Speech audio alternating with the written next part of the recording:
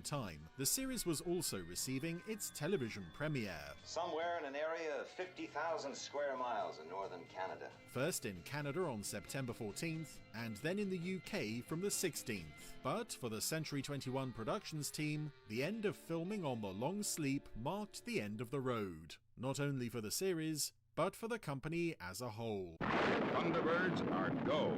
Just a few years earlier, the Century 21 studio complex had been producing such critical and commercial successes as Thunderbirds and Captain Scarlet and the Mysterons. Science fiction adventure stories for the whole family that combined state-of-the-art supermarionation puppetry with spectacular model effect sequences. But following the cancellation of the Secret Service and the disbanding of the puppet department, only the effects team remained, and now even they were surplus to requirements. It means shutdown.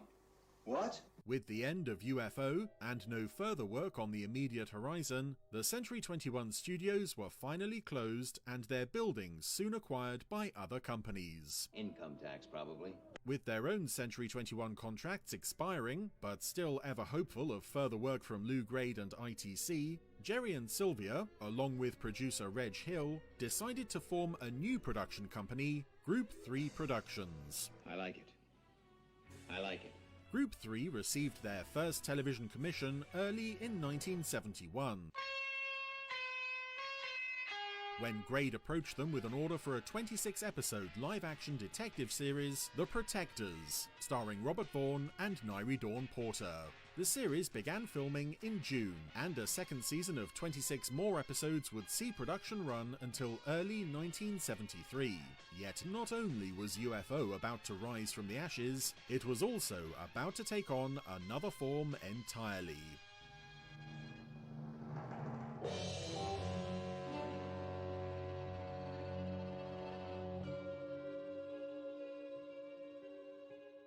During their association with Lou Grade and ITC, Jerry and Sylvia Anderson's shows followed a regular pattern of production. Action!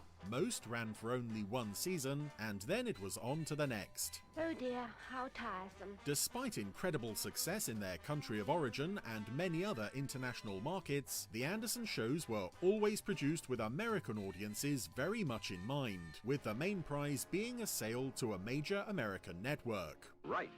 Let's go! Only Fireball XL5, sold to NBC in 1963, would ever achieve this success, with the others still airing around the USA in syndication.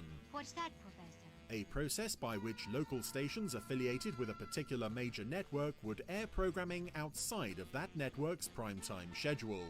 I didn't mention that, Lieutenant, because, well, it's the obvious explanation. Although profitable, a series airing in syndication would only earn ITC and Century 21 Productions a fraction of the money that a network sale could. So it's understandable that many of their shows only ran for one season. Why continue making more episodes of a show that the American networks have already passed on, when a new show could potentially be a smash hit that all the networks will want? There's a logic to it somewhere, John. In the case of UFO, however, it was a different story. Well, almost. Just exactly what is that supposed to mean? Sold to 136 local American stations in 1972, many of them CBS affiliates, UFO did particularly well on both WCBS TV in New York and KNXT in Los Angeles. Good. That's what I like to hear. The reason for this was not so much to do with the show itself, but more its position in the schedule. UFO aired at 7 p.m. on Saturday evenings and was followed at 8 by the top-rated American network show of the 1972-73 season, the sitcom All in the Family, which pulled in an average of 30 million viewers every week. Many of those viewers would tune in early in order to catch UFO in syndication, with the result being that the series was frequently the most watched show of its time slot by a substantial margin. Everything has to be their way. By now, Jerry Anderson himself was too busy with production on The Protectors to keep a close eye on how well UFO was performing stateside, and so was surprised to discover upon returning to London from Protectors filming in Salzburg that a series which had not been a part of his life for 2 years was now apparently something of a hit in a key market. You fell missing off. With its American ratings showing no signs of dropping, it was decided that a second season of UFO would be produced, with the working title of UFO 2.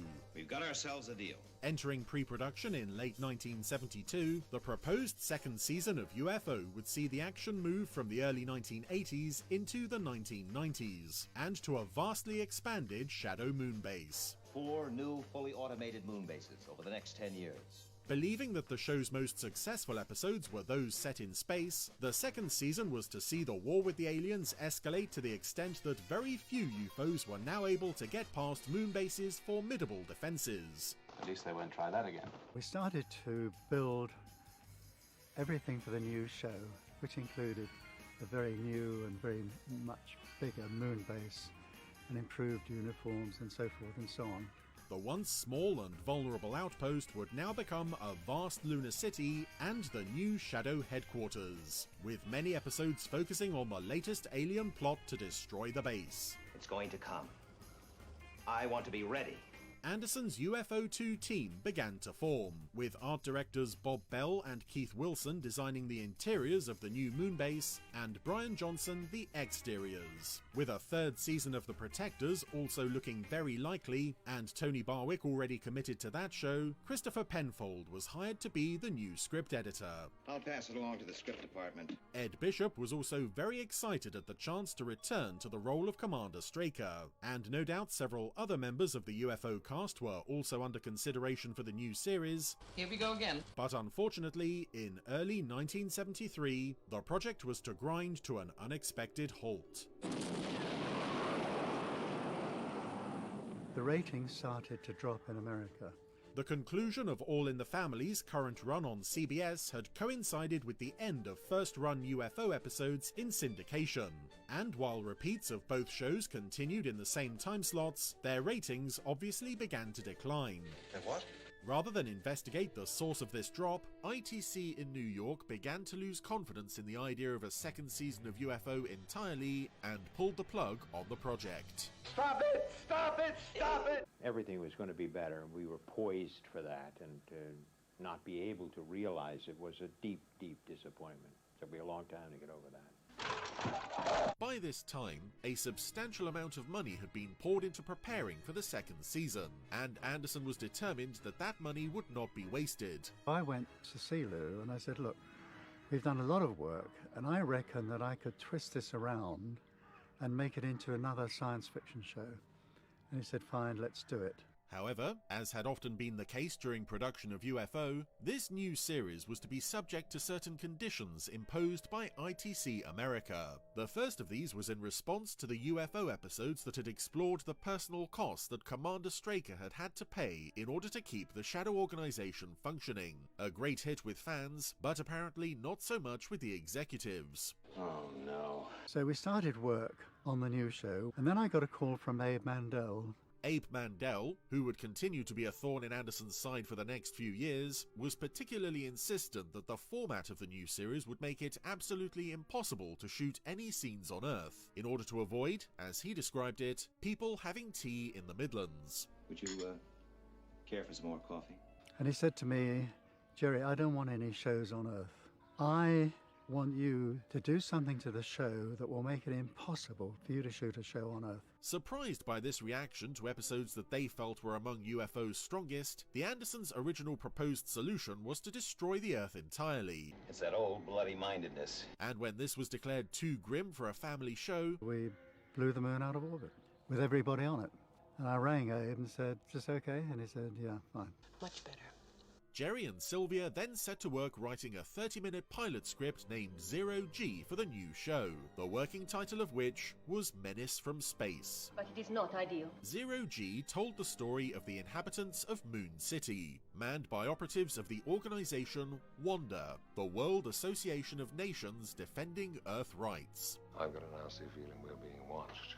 With an alien spaceship constantly observing the base, Commander Steve Maddox is currently overseeing an unmanned space probe to be sent to investigate their planet. And so, afraid that this is the first step in humanity's attempted conquest, the aliens would alter the moon's gravitation to send it spinning off into the unknown void of space. Can we make it back to Earth?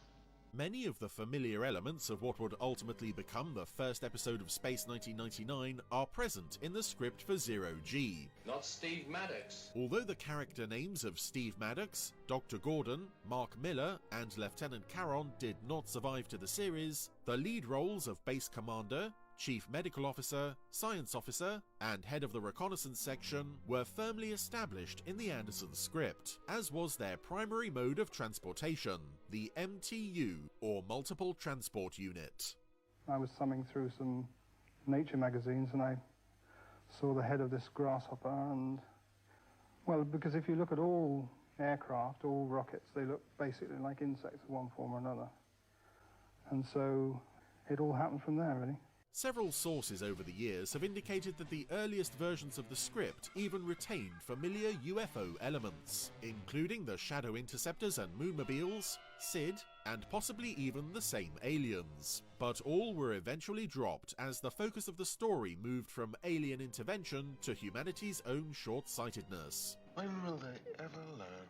With a basic premise and draft script completed, many new titles were considered and rejected, before finally, in March 1973, the new series was first announced to the press as Space 1999. Space 1999. It's going to be a very good year. The series was to be co-financed by RAI, the state broadcaster of Italy, who were at the same time co-financing another ITC venture, the miniseries Moses the Lawgiver, starring Burt Lancaster. Unlike Moses, the nature of Space 1999's story prohibited any filming in Italy, but the co-production deal with RAI stipulated that Italian actors must also be seen in guest roles over the course of the series. There is a purpose. And so 2 Italian characters were created to join the regular cast: Head of Reconnaissance Captain Alfonso Catani and data analyst Sandra Sabatini. However, it had already been decided that the 2 lead characters would be American. Dr. Helena Russell, and yourself, Commander John Cherney.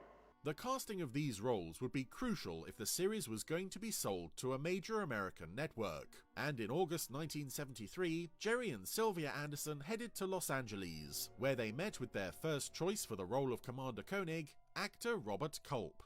Commander? Although Sylvia Anderson was in favor of Culp, her husband Jerry and ITC President Abe Mandel were alarmed by his demands to also write and direct episodes, and negotiations were swiftly terminated. Their meeting with Martin Landau and Barbara Bain went much more smoothly, with the 2 actors being very excited by the show's premise and possibilities. Come with us to Moonbase Alpha. When the president of CBS, Robert Wood, agreed to buy the series if the pair were cast in the lead roles, it looked like an Anderson series might finally be sold to an American network for the first time since Fireball XL5 over a decade ago. What's going to stop us? I just felt it was going to be the next thing, and I also felt that it was a great platform for saying things. Some of the Space 1999s are very politically grounded in terms of some of the things that were going on in the world were reflected in that in a very subtle way at the time. You must remain neutral. I would love to remain neutral. But my idea of neutrality is not being a sitting duck and being shot at by both sides. You couldn't do that in the streets of San Francisco. Now, this is 2 years before Star Wars. There was no science fiction, virtually. Star Trek, at that point, had been a failure. It was a couple of years later that the whole kind of phenomenon started with Star Trek in America. I guess we weren't sufficiently entertaining. I just felt it was time that was the next thing. So that kind of stuff, you know, and it just sort of coagulated. Jerry and Sylvia Anderson had come over to the States to see Martin and I about doing it. We didn't know any of them. They arrived at our doorstep one day. It was August of 1973. And they presented the concept to us, and they had a lot of sketches and a lot of story outlines and a fantastic amount of enthusiasm. And we started talking.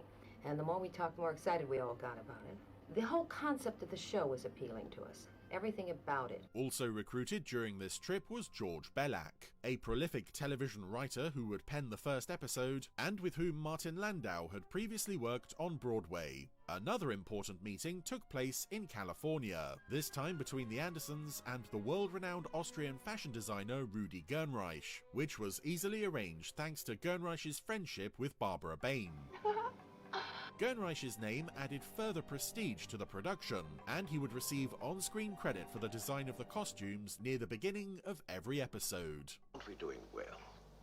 The choice of director for the first episode was once again of paramount importance for the Americans, and Barbara Bain suggested Lee H. Katzin, with whom she and her husband had worked previously on Mission Impossible. Having helmed many American television pilots, Katzin seemed a safe pair of hands to get the new series up and running. That's what worries me.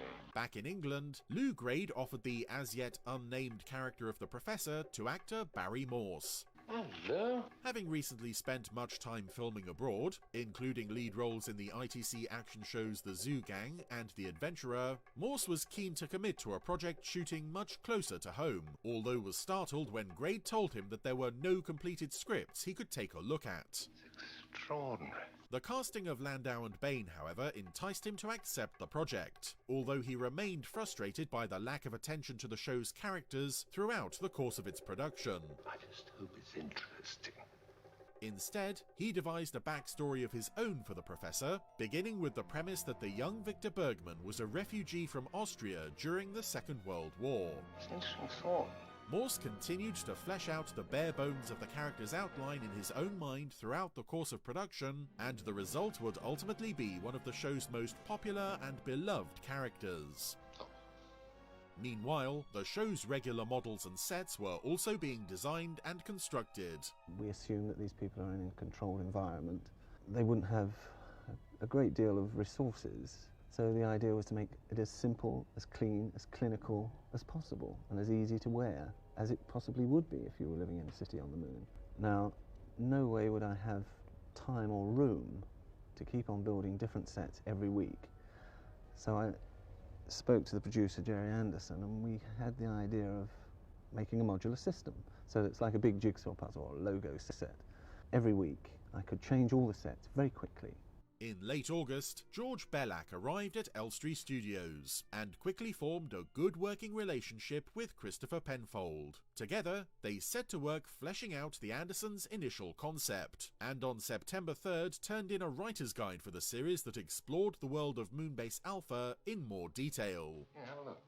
It was here that many more familiar elements of the series began to take shape, including the various sections that the Moonbase Alpha staff worked in, as indicated by their coloured uniform sleeves, as well as their weapons, communication devices, and medical monitors. The guide also included brief biographies of the main characters of Commander John Koenig, Dr. Helena Russell, and the still-to-be-named Professor. Some landmark.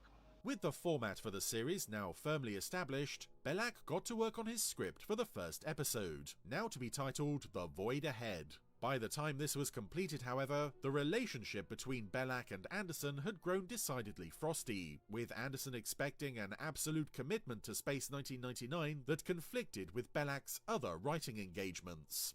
Well, that's completely out of the question. Bellac soon departed the series, but enjoyed a close friendship with Christopher Penfold over the subsequent decades until Bellac's death in 2002. Things are far more serious than I suspect you've been told. In October, the first major disaster befell the production's base at EMI MGM Elstree Studios when MGM pulled out of their collaboration with EMI and the studio faced potential closure. You cannot stay here. The situation was all too familiar to the Andersons, as the previous closure of the MGM Borehamwood studio had interrupted production on UFO for 9 months, until the series could find a new home at Pinewood Studios. So, what are we going to do about it? With the Landaus due to arrive in England before the end of the month, Jerry and Sylvia were extremely reluctant to risk shooting at Elstree, and instead made the drastic decision to relocate the entire production to Pinewood before the new series could get underway. Over the course of a weekend, the show's sets were dismantled and moved to Pinewood in secret. It's good to believe in, Commander. The standing main mission set was established on Stage L, while Stage M would be used for episode-specific sets. We must at least go on with the preparations. This unorthodox and unpublicized solution to the problem resulted in Space 1999 being blacklisted by the unions. Well, I suppose that's an understandable reaction. But it did allow the series to enter production on time and relatively unaffected by the problems at Elstree. Well, it seems all right. So far. Soon after, another major setback occurred when CBS abruptly cancelled their order for Space 1999 in favour of a new science fiction series of their own.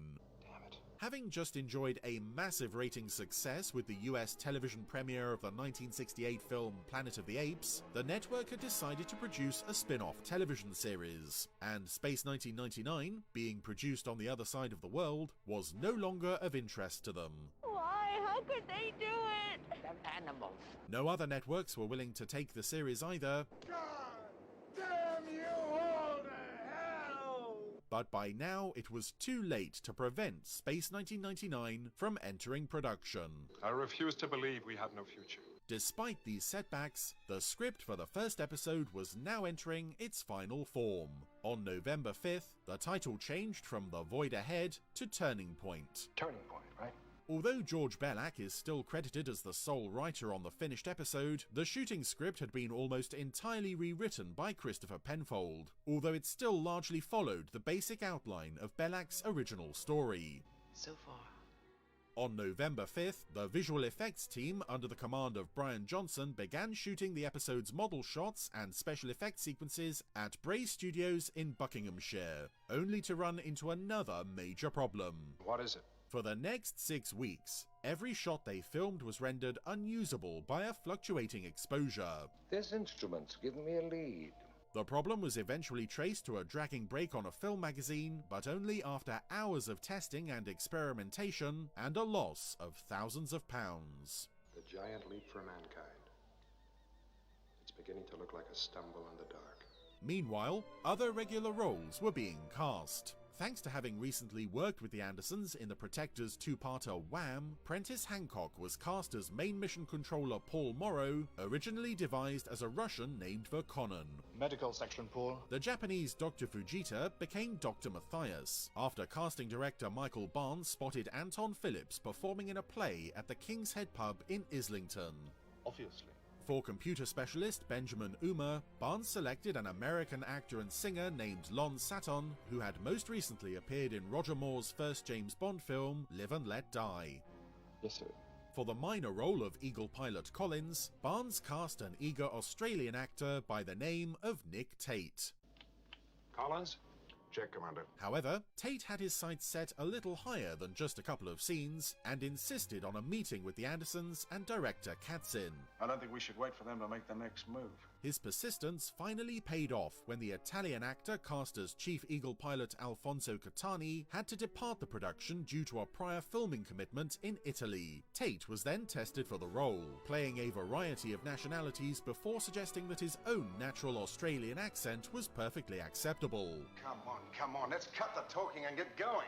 Ever aware of the all-important American audience, the Andersons made the mistake of observing that an Australian accent might sound like Cockney to stateside viewers. You gotta be joking.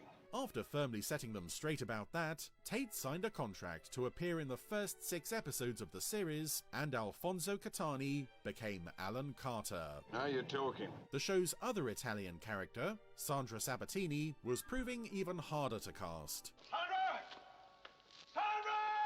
After 2 trips to Rome in search of suitable actresses proved unsuccessful, the solution was finally found back in London in the shape of Borneo-born actress Xenia Merton. I will be waiting. Suzanne Roquette was cast in the recurring role of German main mission operative Tanya Alexander. Tanya Alexander. Hello, Tanya. Security. While Tony Allen and Quentin Pierre made their first appearances as recurring security guards Tony Allen and Pierce Quinton. Additionally, Sylvia Anderson selected a group of background artists who became familiar faces in main mission over the course of the series, several of whom she had previously employed on UFO. You ready to go? Yeah. We're ready to go. The cast spent the last 2 weeks of November reporting for various costume fittings, film tests and rehearsals at Pinewood Studios. And on November 22nd, the script was retitled one last time from Turning Point to Breakaway. Just what we're looking for, isn't it? At long last, live-action filming for Space 1999 began on Monday, December 3rd, 1973 on M-Stage at Pinewood Studios. A day to remember. But if the cast and crew thought it would all be smooth sailing from here, they were to be sorely disappointed, as Breakaway would go on to be one of the most troubled productions of any Anderson series, but that's another story. Now we're sitting on the biggest bomb man's ever made. Is this the end or the beginning? What do you make of it, Victor? Some sort of creative evolution. A stage in its development. Perhaps the beginnings. A birth. While Jerry Anderson fans will always debate the merits of UFO versus Space 1999, the story of how one became the other demonstrates how dependent all his television productions of that era were on achieving success in America, and how an odd sequence of events brought one of them back to life before transforming it into something else entirely. That's how Space 1999 came about. Let's do this. It's exciting. We, lived in London for several years, and it was a good change, creatively, personally, and every way. We did our best to make the show as interesting and an artistic achievement, but it wasn't kicked off that way. More importantly, though, it serves as yet another example of the Andersons and those around them overcoming adversity and aiming for the stars, and in this case, literally. Yes. Maybe there.